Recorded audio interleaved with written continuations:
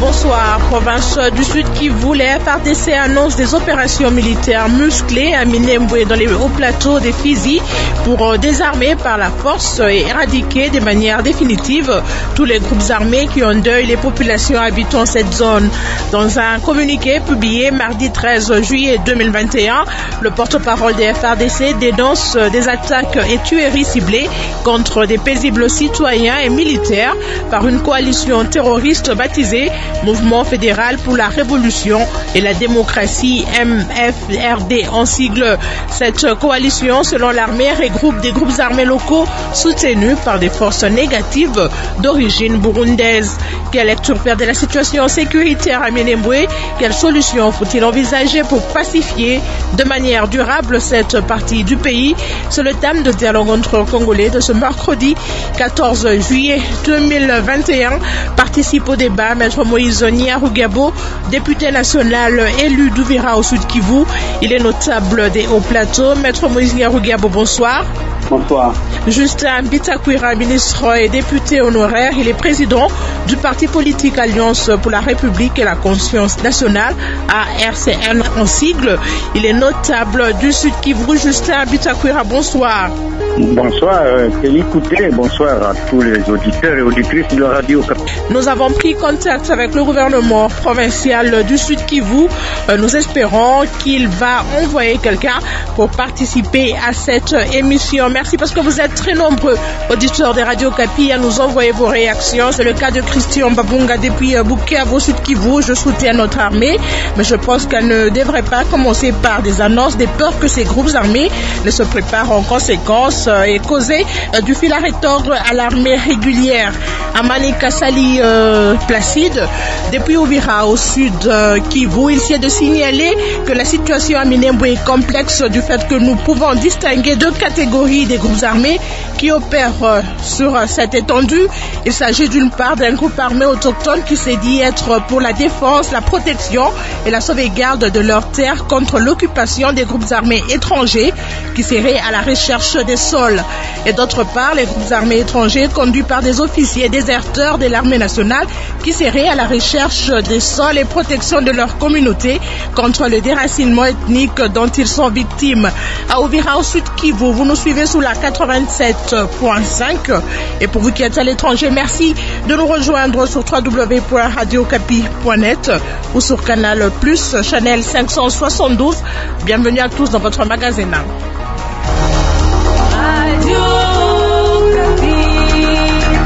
Pour participer à l'émission, appelez les 081 051 66 78 ou contactez-nous par SMS 081 051 57 78 ou par mail dec@radiocapi.net.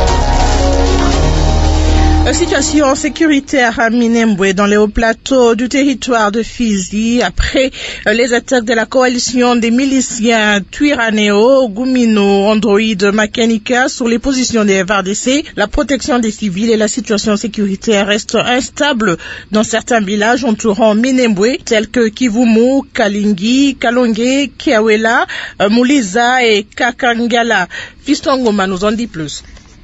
Des sources locales affirment que les coalitions Maïmaï, Yakutumba, Ebola et Bilezobi Chambouké ont établi leur position avec l'intention d'attaquer les cachettes de l'autre coalition, Twirwaneho, Gumino, Android, Makanika. Les Maïmaï rejettent cette allégation et affirment avoir laissé le contrôle des villages entre les mains des FARDC après leur intervention dans la périphérie de Minembwe. La présence des Maïmaï dans ces villages décourage le processus de retour des personnes déplacées internes qui ont cherché refuge dans la brousse, craignant pour leur sécurité. La même source locale révèle que des éléments Maïmaï ont été aperçus errant autour du village de Kakenge où des déplacés sont revenus lundi dernier. Pour apaiser la situation, la MONUSCO a facilité une réunion entre des officiers FARDC et des notables locaux à Minembwe. Ils ont abordé les questions liées à la sécurité et à la protection des civils et trouvé un accord de cessez-le-feu consensuel pour permettre le retour des déplacés internes dans leur village. Dans cette crise de Minembwe, pour rappel, la situation est devenue incontrôlable au mois de juin dernier à après l'arrestation d'un commandant proche de Turwanéo par les FARDC en possession des armes et munitions de guerre. Plusieurs manifestations de femmes et enfants s'en étaient suivies. 8 femmes, dont des soldats de FARDC, ont été tuées le 24 juin. En retour, 4 femmes de la communauté locale ont été tuées par balle entre les tirs de FARDC avec les Turwanéo à Ilundu le 30 juin dernier, alors que les victimes revenaient d'une séance de prière. Les récents combats à Kakenge et à Minembwe Centre, ainsi que dans les environs, ont fait un bilan officiel de 20 morts et plus de 40 blessés. D'Uvira, Fiston Ngoma Mayaba, la radio Okapi. Merci Fiston Ngoma pour tous ces détails. Maître Moïse Nyarugabo, je rappelle que vous êtes député national, élu d'Uvira au Sud Kivu, vous êtes notable des hauts plateaux. Maître Nyarugabo, qu'est-ce qui explique selon vous cette insécurité grandissante dans le haut plateau de Fizi et à Minembwe? Merci madame pour la question. 2 petites choses à dire pour commencer. Je pense que ce qui crée la situation, on ne va pas discuter des origines lointaines de conflits ou de la guerre qu'il y a dans les hauts plateaux d'Uvira, de Fizi et de Mwenga, mais pour la situation actuelle, c'est la présence et la persistance des groupes armés qui se sont coalisés et qui attaquent des paisibles citoyens, des civils, qui les tuent. Et la deuxième chose, c'est une position partisane des éléments des FARDC présents dans les hauts plateaux, qui collaborent avec ces groupes armés, qui n'interviennent pas. Plusieurs fois, les Maïmaï viennent, ils passent par les camps de l'FARDC, ils attaquent des villages, ils les incendient, ils les brûlent, ils tuent, ils prennent des vaches, ils traversent les camps militaires sur le chemin de retour sans rien faire. Celui qui vient de parler a dit que les Maïmaï sont à Kalongi, à Mouliza, à Kawela, à Kabingo, à Kakenge. Tous ces villages sont des villages de Banyamulenge et autour de ces villages, il y a des positions des FARDC. Mais aucun militaire ne bouge de sa position. C'est là le problème. Il y a une ambivalence qu'on ne peut pas comprendre. On ne peut pas comprendre pourquoi, justement, à moins d'1 kilomètre, il y a une position des FARDC, mais les Maïmaï viennent, ils se promènent librement, ils tuent, ils pillent, ils partent, ils vont et viennent, et on ne les attaque pas. La preuve, c'est que même dans le communiqué de FARDC dont il vient d'être fait état, on n'a parlé que de groupes qu'il faut anéantir. Ils n'ont cité que Makanika, Firguaneo, Gumino et Android. Tous sont des Banyamulenge. Makanika, c'est un individu. Firguaneo, c'est l'ensemble de jeunes de la communauté Banyamulenge qui font de l'autodéfense. Gumino aussi. Android, c'est juste un sobriquet de jeunes gens qui ont des téléphones Android, mais qui sont du même groupe de Firguaneo. Et on ne dit rien sur les Maïmaï. Alors que les Maïmaï, venez de le dire, encerclent Minembwe. Alors de quoi il s'agit? Pour vous, Maître Moïse Nyarugabo, les Maïmaï opéreraient en complicité avec les FARDC? Sans aucun doute, c'est en plein jour. Ça s'est fait en plein jour. Aujourd'hui, ce matin, madame, les Maïmaï ont attaqué le camp des déplacés à Mikenge. Ce matin, ils ont tué un pasteur à 8 heures. C'était pas la nuit. À 8 heures du matin, ils ont tué un pasteur. Ils ont pris toutes les vaches qu'il y avait aux environs de ce camp des déplacés. Et c'est à 1 kilomètre maximum de la position des FARDC. Dans votre introduction, Maître Nyarugabo, vous avez dénoncé le fait de la persistance des groupes armés dans cette partie du pays. Selon vous, pourquoi on n'arrive pas à neutraliser ces groupes armés, Maître Moïse Nyarugabo? Est-ce qu'ils sont plus forts que les FARDC ou bien c'est une situation qui est entretenue? Je ne crois pas du tout que les Maïmaï ou tous les autres groupes armés de la province ont une puissance de feu supérieure à celle de l'armée des FARDC. Je ne crois pas. Mais je n'ai jamais vu une opération systématique contre tous ces Maïmaï, tous ces groupes armés. Encore que, même dans le communiqué qui annonce des opérations musclées, quoi qu'il en coûte, c'est ce que dit le communiqué des FARDC, ça ne s'adresse que justement à ce jeune Banyamulenge. Point barre. On ne cite aucun autre groupe sur la centaine de groupes armés qu'il y a dans le Sud Kivu. Alors, pour moi, c'est véritablement entretenu et ces groupes armés-là qui détruisent les hauts plateaux, qui ont brûlé plus de 400 villages, qui ont fait fuir des centaines de milliers de personnes qui sont dans des camps de réfugiés et d'autres dans des camps de déplacés, tous ces Maïmaï, il n'y a aucune opération systématique, aucune attaque. Ils reçoivent des armes et des munitions de quelque part. Maître Moïse, il y a un auditeur qui vous pose cette question. Il s'appelle s'appelle Blaise Molira depuis Uvira. Il dit les milices Banyamulenge se sont toujours présentées comme des groupes d'autodéfense pour soi-disant protéger la communauté, protéger les biens, notamment les bétails. Mais comment se fait-il qu'aujourd'hui elles prennent les FARDC pour cible, et cela après l'arrestation avec preuve à l'appui d'un des leaders de ces milices, Routebuka. Bon fils, n'est-ce pas une guerre que vous déclarez contre l'armée régulière? Non, il se trompe lourdement. La première chose, si on a arrêté M. Routebuka avec une arme, d'abord on avait parlé de l'arsenal, mais on a trouvé une arme avec 96 cartouches. C'est ce que j'ai appris. Mais tous ces Maï-Maï, plus de 100 groupes Maï-Maï dans le sud Kivu, ils se battent avec des haricots ou avec des petits pois. Ce ne sont pas des armes et des munitions? Pourquoi on n'en parlait pas? Deuxième élément de réponse. Lorsque le 30 juin, on assassine 4 femmes, dont l'une attendait famille, qui est morte avec son bébé, avec un autre monsieur, Bitwenge. Et le 25, on assassine Nzabinesha à Minembwe au centre. Là où il y a en fait le siège de la brigade, tué par des militaires. Aujourd'hui, je viens d'entendre un mensonge et honteux. On dit que ces femmes ont été tuées dans les tirs croisés entre les militaires et les jeunes de Turwanéo. Il n'y a jamais eu un coup de feu ce jour-là. Ils ont été abattus et ces femmes ont été achevées avec des baïonnettes par des militaires. L'armée n'a jamais démenti. Elle a même envoyé des auditeurs pour arrêter ces militaires-là. Aujourd'hui, on veut dire qu'il y avait des tirs croisés. Bon, quand cela, ces militaires qui sont censés protéger la population font ça, on fait quoi?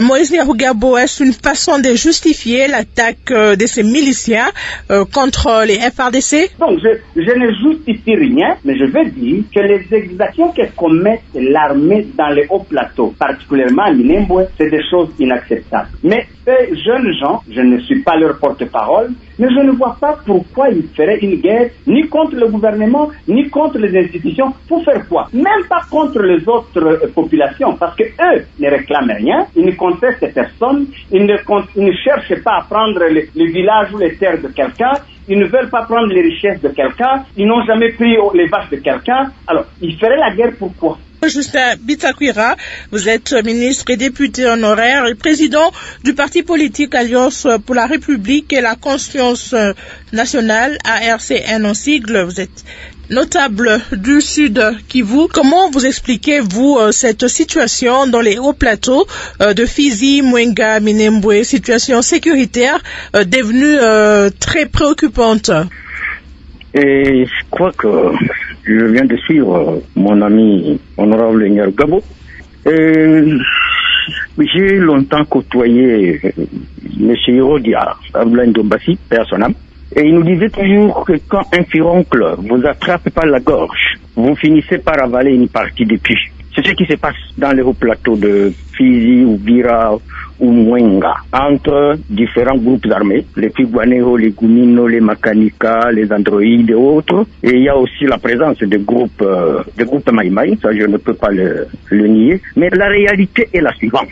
Si je m'allonge un tout petit peu dans l'histoire, au Burundi, mes frères Tutsi, comme Nyarugabo, ils se permettaient tout et après tout. Après la mort de Ndadaye, les Hutus ont dit, nous avons aussi du sang, comme les Tutsis. Il n'y a pas quelqu'un qui a du sang sacré et il n'y a pas quelqu'un qui a du sang maudit.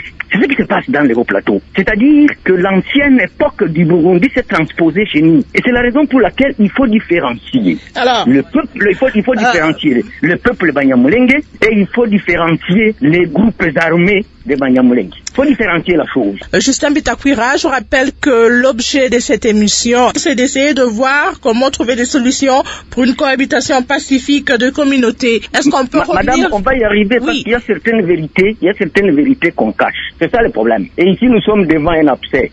Votre radio va nous servir d'être devant un médecin pour que cette guerre dans les hauts plateaux s'arrête une fois pour toutes. J'ai lu le communiqué des forces armées de la République démocratique du Congo et j'ai lu le communiqué de Twirwanéo. Quand vous lisez le communiqué de Twirwanéo, vous voyez les menaces qu'ils profèrent à l'armée, vous ne pouvez pas vous en revenir. Madame, permettez-moi, je ne choquerai personne, mais je donnerai quand même ma version des faits. Qu'est-ce qui se passe?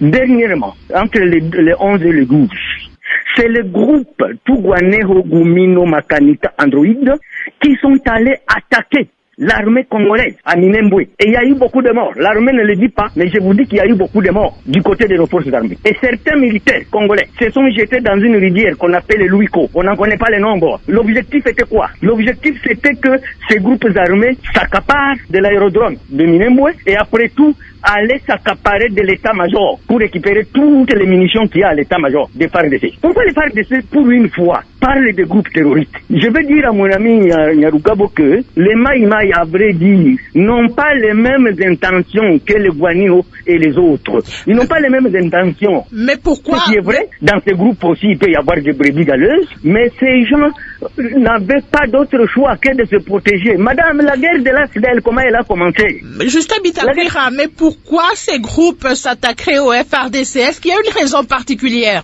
Je vous dis qu'ils voulaient s'accaparer de l'aérodrome de Minembwe. Pour faire quoi? Peut-être pour eux, il y aura des avions qui viendront d'ailleurs pour venir les alimenter et commencer la guerre, comme en 1996. Des suppositions. Et l'armée en est consciente. Et c'est comme ça que moi, quand on a décrété l'état de siège dans le Nord Kivu et dans l'Ituri, j'avais demandé qu'il fallait aussi un état de siège dans le Sud Kivu. Même si pas sur toute la province du Sud Kivu, mais dans le sud du Sud Kivu, il fallait qu'on décrète aussi l'état de siège. On allait découvrir ce qui se trouve dans les hauts plateaux. Les hauts plateaux, madame, c'est comme les grottes de l'Afghanistan où s'était caché Ben Laden. Là-bas, il se passe des choses inimaginables. Donc, quelqu'un prend l'arme, il se constitue en force d'autodéfense pour s'attaquer à qui? À l'armée? Au Maïmaï? La coalition Twirwaneho se plaint aussi du fait que les Maïmaï les attaquent sans que l'armée n'intervienne. Non, pas du tout. Je vous dis, aujourd'hui, je prends Nyarugabo à témoin. Si Makani, Twirwaneho, Gumino déposent les armes aujourd'hui, les Maïmaï vont les déposer 10 secondes après. Parce que les Maïmaï n'ont pas d'intérêt à se battre. Mais les Maïmaï sont conscients que c'est comme ça que ça commence comme un petit feu et ça embrase toute la République. Ces jeunes gens ne sont que des protecteurs de la nation. Les Maïmaï travaillent avec les FARDC, avec l'armée nationale, juste à Bitakwira? Bon, je crois que le rôle de l'armée nationale, c'est de protéger l'intégrité territoriale. Et les Maïmaï n'ont aucun autre objectif. Ils ne s'attaquent ni à une femme de Banyamulenge, ils ne s'attaquent pas à un enfant de Banyamulenge. C'est quand les groupes armés vont les attaquer qu'ils se défendent. Nyarugabo le sait bien. Quel est ce groupe qui peut menacer l'armée jusqu'à ce niveau ici, dans les communiqués de Twirwaneho? À quel titre et quelle qualité? Qu'ils déposent les armes demain matin. Le lendemain, les Maïmaï vont en déposer. Et on ne restera qu'avec les FARDC.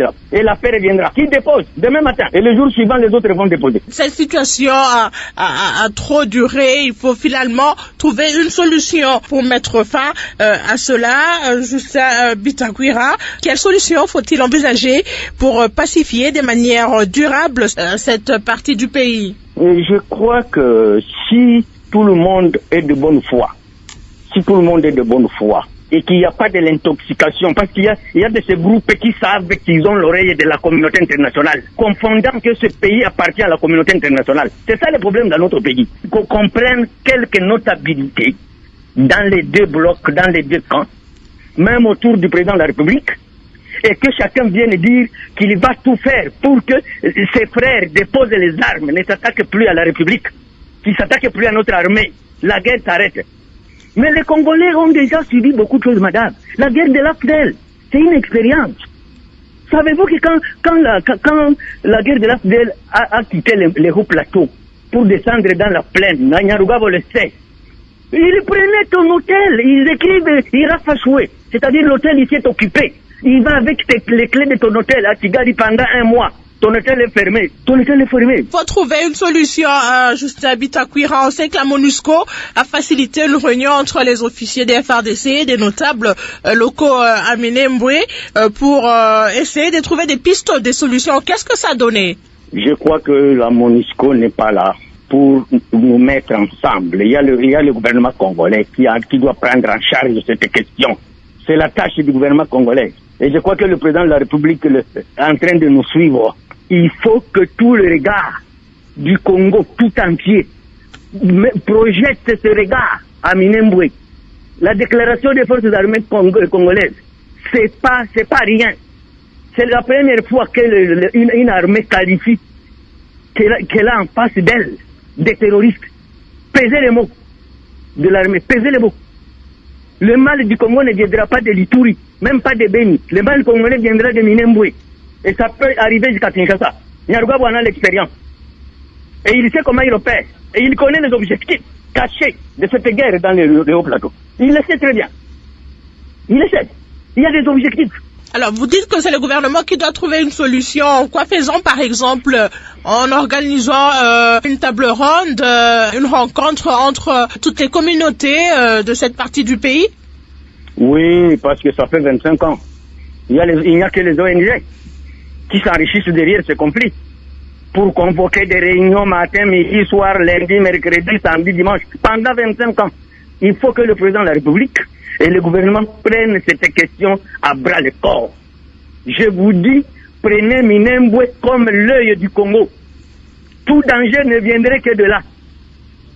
Et comprennent ça au sérieux. Comprennent au communiqué de face de ce très très au sérieux. Et que le président de la République et que le gouvernement s'impliquent aujourd'hui et pas demain. Nous continuons d'attendre un délégué du gouvernement provincial du Sud Kivu. Le gouverneur de province avait promis de nous déléguer quelqu'un. Donc nous continuons d'attendre. Les auditeurs sont très nombreux à appeler sur le standard pour intervenir, pour participer au débat de ce soir. Maître Moïse Nyarugabo, on va prendre pour vous cette réaction qui nous vient de Beni au Nord Kivu. Je suis Doubé Mwenemboka. J'appelle à partir de Beni au Nord Kivu. La situation de Minembwe a été facilitée par l'absence de l'autorité de l'État pendant longtemps, d'où la formation des milices à caractère ethnique pour l'autodéfense. Pour en finir complètement, que la force soit utilisée pour anéantir les milices et y installer l'administration des non-originaires du chef au subalterne dans l'administration, l'armée ainsi que la police. Maître Moïse Nyarugabo, que pensez-vous de cette proposition de cet auditeur qui vient de nous appeler de Beni? Il estime que une administration des non-originaires pourrait mettre fin à la situation sécuritaire inquiétante que vivent les populations des hauts plateaux aujourd'hui. Merci madame. Avant de répondre à cette question, je veux dire un mot sur des contre-vérités qui viennent d'être dites par M. Bitakwira. Je comprends maintenant beaucoup de choses. Et je le remercie pour l'introduction qu'il a donnée à sa présentation. Donc je comprends que les Banyamulenge doivent être abandonnés sans défense parce qu'il y a eu un génocide au Rwanda où il y a aussi des Tutsis. Parce qu'il y a eu la guerre de l'AFDEL. Il a cité beaucoup la guerre de l'AFDEL. Il a même dit que j'en connais les objectifs. Alors, la guerre de l'AFDEL n'était pas la guerre des Banyamulenge. Monsieur Bitakwira, pourquoi justement toute l'histoire atroce, les Banyamulenge sont ceux qui doivent payer le prix? Alors, lors de l'AFDEL, j'ai toujours dit, le président de l'AFDEL c'est un Katangé, celui qui a été président de la République à la fin de la guerre de l'AFDEL, c'est Laurent Désiré Kabila, c'était pas un Banyamulenge. Pourquoi ce sont les Banyamulenge qui doivent payer la facture? Donc, c'est ça le vrai problème. Il vient de dire aussi que si les Turguanéo déposent les armes, les Maïmaï vont déposer les armes tout de suite. Les Turguanéo datent de quand? Les Turguanéo, c'est un mouvement qui s'est constitué par des jeunes de chaque village lorsque leurs villages ont commencé à être brûlés il y a 4 ans, 5 ans. Mais les Maïmaï, c'est depuis la guerre de Moulénistes, les Maï-Moulélé. Les Maïmaï, il y en a qui ont 10 ans, qui ont 20 ans, qui ont 15 ans. Pourquoi ils n'ont pas déposé les armes? Turguanéo n'existait pas. Alors, arrêtez avec les mensonges. Je voulais simplement dire... Est-ce qu'on peut passer aux solutions? J'ai suivi M. Bitakwira. Il a parlé comme le porte-parole de l'armée, tout ça. Mais il dit que les Maïmaï ne font rien de mal. Je vous dis, ce matin, ils ont tué le pasteur Munyamahoro Amikenge. Ce matin. Au mois de mai ici, ils ont brûlé, ils ont incendié 9 villages de Bijombo. Bijombo, c'est un groupement de notre territoire, et nous deux, avec lui, Ouvira. Oui, Maître Moïse Nyarugabo, est-ce qu'on peut passer aux solutions, s'il vous plaît? J'en viens. Ils ont tué 5 personnes, ils ont pris en otage 21 personnes, dont un homme et des femmes et des enfants. Des femmes qui allaitent. Personne n'en a parlé, même le gouvernement provincial, l'Assemblée provinciale, même pas condamné, même pas dénoncé. Alors, c'est des maïmaïs. Tous les 400 villages de Banyamulenge qui n'existent plus, qui les a brûlés? Ce sont des maïmaïs. Tous les 400 000 têtes de bétail de Banyamulenge, qui les a emportés, qui les vend dans les marchés publics, ce sont les maïmaïs.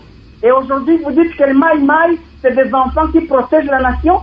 Mais je demande simplement à notre ami de ne plus jamais, justement, sanctionner les Banyamulenge pour ce qui se passe au Burundi ou au Rwanda ou ailleurs. Je ne comprends vraiment pas d'où ça peut venir pour un homme politique de son rang qui connaît l'histoire. Alors, celui qui a parlé de l'absence de l'autorité de l'État, cela a toujours été mon point de vue. Il y a absence de l'autorité de l'État. Et même, je dis, l'armée qui est là aujourd'hui à Minembwe ne fait pas le travail de l'armée. On peut tout dire, on peut menacer, on peut vociférer, mais ce que font les militaires dans les hauts plateaux, c'est pas ce qu'on attend de l'armée.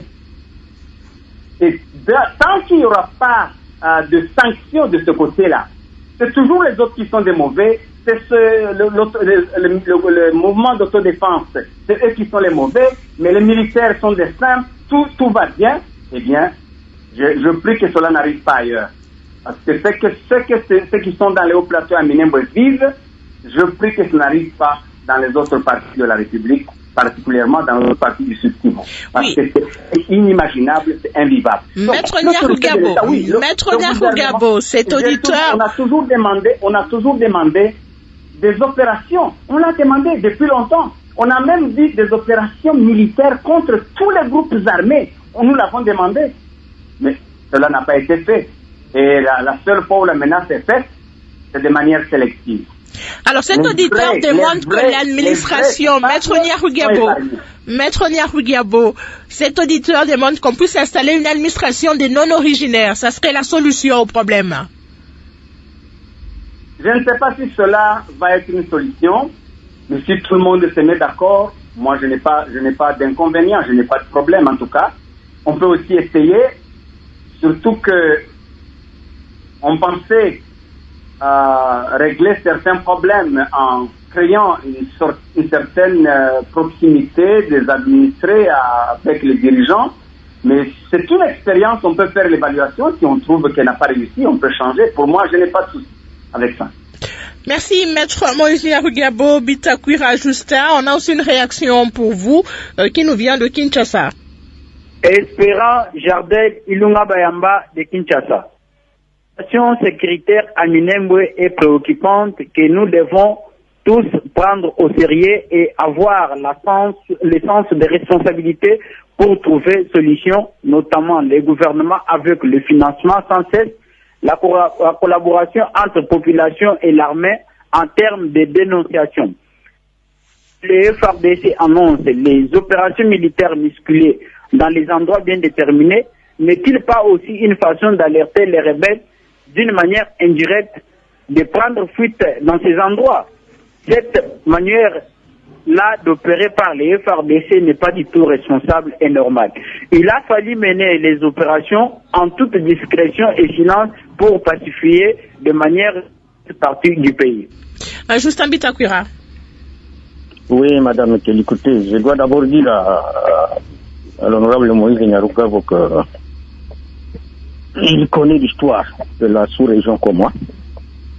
Je n'ajoute rien et je ne soustrais rien de la réalité de ce qui se passe chez nous. Je n'ajoute rien, donc il est hors de question qu'il dise que je dis du mensonge. Non. Ce que je dis, consciemment, il sait quelle est la vérité et quel est le mensonge. Et je voudrais dire à Ilunga Bayamba que le communiqué de FARDC, c'est une alerte. C'est une alerte. Et je dois vous dire que ça fait plus de 25 ans que cette partie de la République est dans une confusion. Comme je l'ai dit, c'est comme les grottes d'Afghanistan. Il n'y a pas de route là-bas. Il n'y a pas de voie de communication. Le FARDC n'ont fait qu'une alerte pour mettre en garde. C'est pas à dire qu'il arrête les groupes armés vont fuir. Ils ne fuiront jamais, ils seront toujours là. Et moi, je dois dire ici, pourquoi la communauté de Nyarugabo, il n'y a qu'un où les officiers peuvent déserter l'armée pour aller se cramponner et devenir autodéfense. Non. Et j'insiste que si les groupes armés cités par les FARDC déposent les armes, la guerre se termine. Je l'affirme. Nous avons été dans beaucoup de rencontres des ONG. Selon Maître Moïse Nyarugabo, ces groupes armés n'existent que depuis 4 ans, alors que les Maïmaï qui ont commis beaucoup d'exactions existent pour certains depuis 10 ans, 20 ans. Pourquoi eux ne commenceraient pas par déposer les armes, Justin Bitakwira? Non, il n'existe pas il y a 4 ans ou 5 ans. Ça existe depuis 1926. Les groupes là, ça change de nom tous les jours. Aujourd'hui, c'est Goumino. Demain, c'est Tigwanero. Le lendemain, c'est CNDP. Le jour suivant, c'est M23. Ça change de nom tous les jours. Ça dépend des circonstances de temps. Donc, que chacun mette de l'eau dans son bain, que tout le monde dépose les armes, et que la vie continue.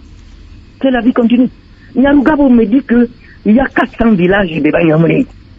Ces villages viennent d'où? Il y a vraiment des villages dans les hauts plateaux qui sont spécifiquement seulement de Banyamulenge. C'est quel village là? Et savez-vous même quand même, à un certain moment, on change même les noms de nos villages. Kitoga devient Gitoga. Kitembe devient Gitembe. Comme Katumba est devenu Katumba. Non! Justin Bitakwira, vous proposez que le gouvernement prenne au sérieux la situation des Minembwe. Vous demandez même que le chef de l'État puisse s'impliquer personnellement. Alors, il y a un auditeur qui propose qu'on installe une administration de non-originaires.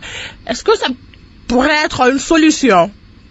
Moi, depuis très longtemps, j'avais proposé que Minembwe devienne une base militaire. Même Kitona peut se déplacer et aller s'installer à Minembwe. Tout le monde vivra en paix. Que ça devienne une base militaire. C'est pas la première fois que je le dis. Tout le monde vivra en paix. Parce que Kitona est inadapté maintenant. Kamina est inadapté. Il faut qu'on contextualise les choses. Mettons une base militaire à Minembwe. Il n'y aura plus. Parce qu'il y a des villages environnants à Kitona. Il y a des villages environnants à Kamina. Mettons la base militaire à Minembwe.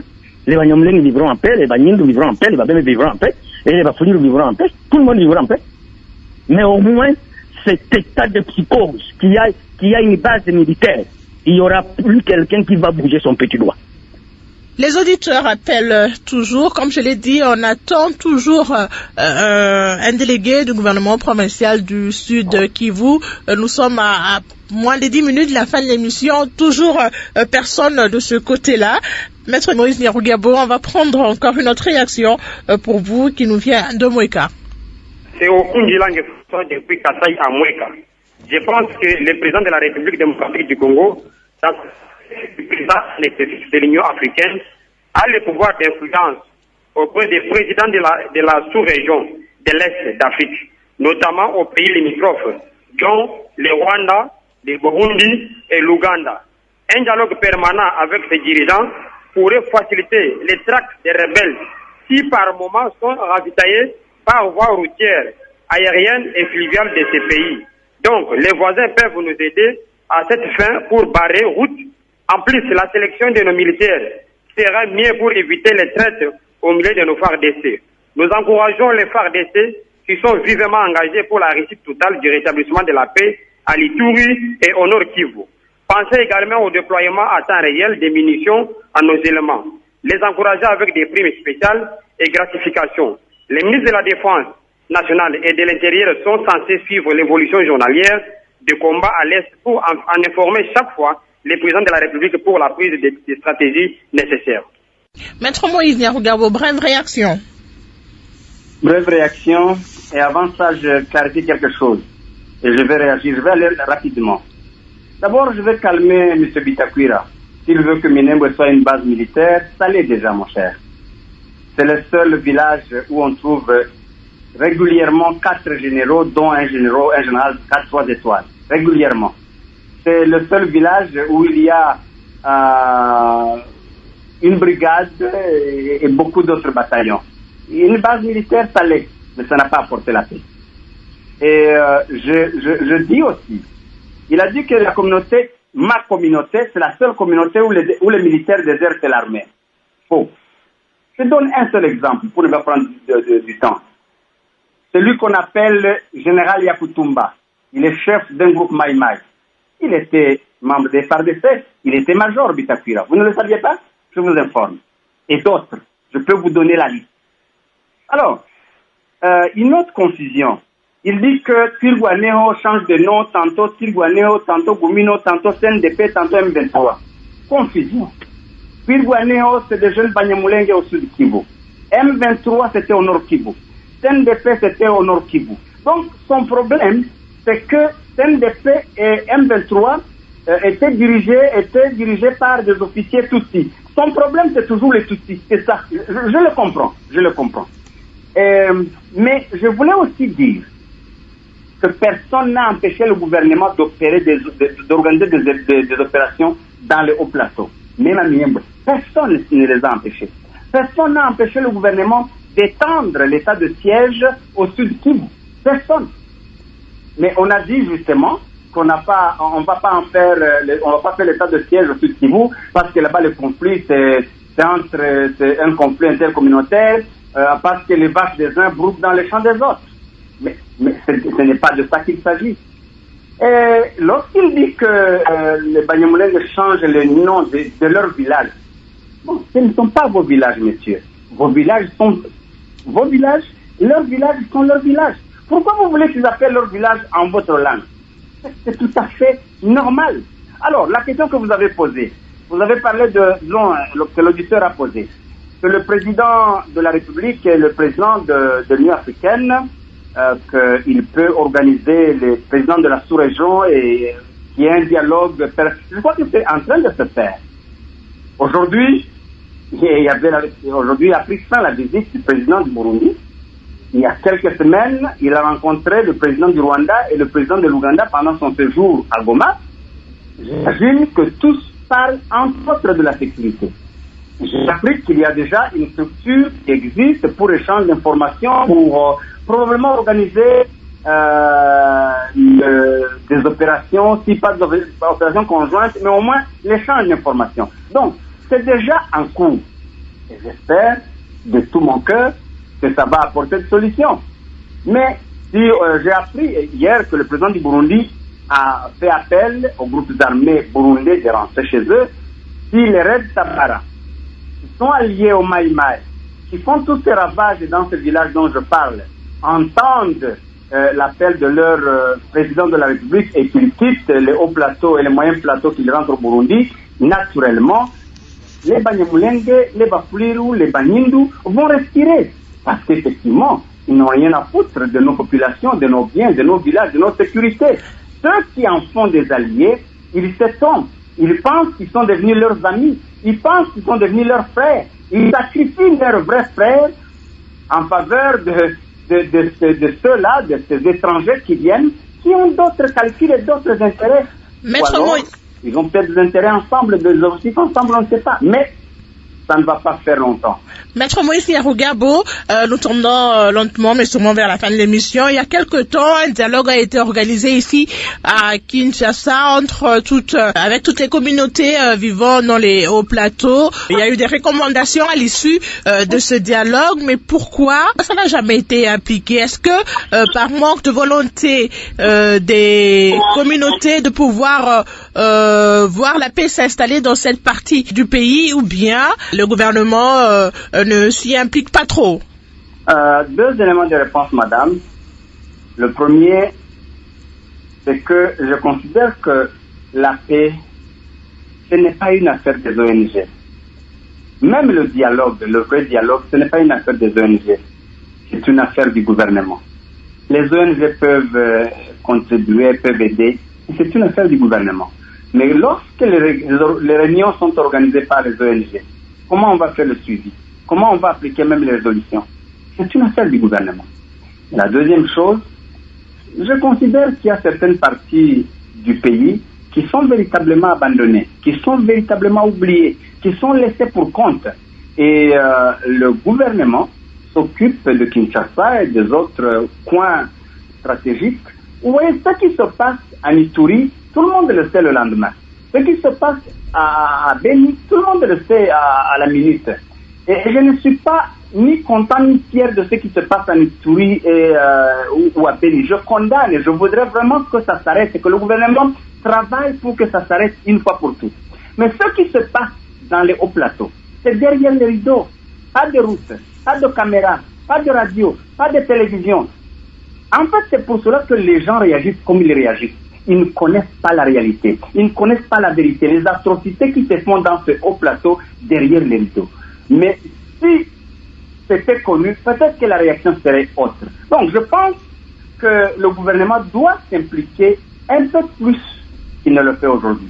Merci, Maître Moïse. Et la paix, c'est le gouvernement, c'est l'État qui doit le faire. Mais même les opérations, c'est l'État, mais ça doit se faire avec justice et justesse. Merci, on va vous redonner la parole tout à l'heure pour conclure. Justin Bitakwira, un message à l'endroit de toutes ces communautés qui vivent dans les hauts plateaux, qui nous suivent en ce moment, un message pour la cohabitation pacifique.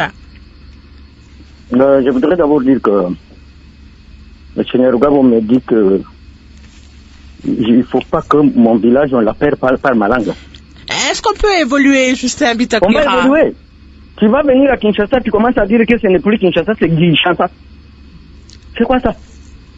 Parce que tant que on va affronter le mensonge à la vérité, il n'y aura pas de solution. Madame, nous tous, nous voulons la paix.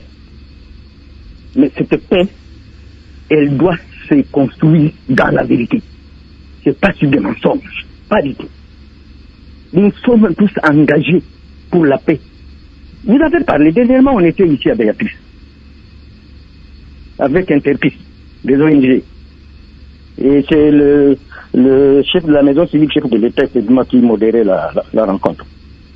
Dans une des commissions, les amis me posent la question, oui, toi qui cries depuis quand que tu nous as vu venir? J'ai dit, je n'ai jamais changé mes yeux d'enfance par rapport à mes yeux de vieillesse. Donc moi, je tends la main à qui d'autre veut la paix, et je rappelle au président de la République que c'est sa seule personnalité et autorité qui pourra tout faire pour que la paix revienne dans cette partie de la République. On attend tout faire. Merci, Justin Bitakwira. Maître Moïse Nyarugabo, votre message à l'endroit de toute cette population, toutes ces communautés qui nous suivent dans les hauts plateaux. La première chose, c'est que tous les groupes armés doivent déposer les armes. Vous savez, même tous ces maï-maï-là, centaines de groupes armés différents, même leur propre communauté souffre. Quand je vois les coupeurs de route, les enlèvements d'enfants à Ouvira, toutes les autres tueries et assassinats, même à Ouvira dans la ville et dans la plaine de la Ruzizi, même ces groupes armés-là ne servent pas leur propre population. Tous les groupes armés doivent déposer les armes. C'est la condition de la paix. Mais le gouvernement doit procéder de manière juste, de manière équitable, efficace, sans parti pris, sans favoriser une partie. Et commencer par les groupes armés étrangers. Et puis organiser aussi de sorte que les groupes armés locaux déposent les armes et rentrent à la vie civile. C'est possible, mais il faut le faire pas sur base ni de la haine, ni du mensonge. Toutes ces communautés ont besoin de la paix. Toutes ces populations d'Ouvira, de tous les territoires d'Ouvira, de Fizi, de Mwenga, tous, sans distinction, ont besoin de la paix. Merci. C'est le gouvernement qui doit la leur donner. Merci, Maître Moïse Nyarugabo. Dialogue en congolais, c'est fini pour ce soir. Malheureusement, nous n'avons pas eu une autorité provinciale du Sud Kivu pour participer à cette émission.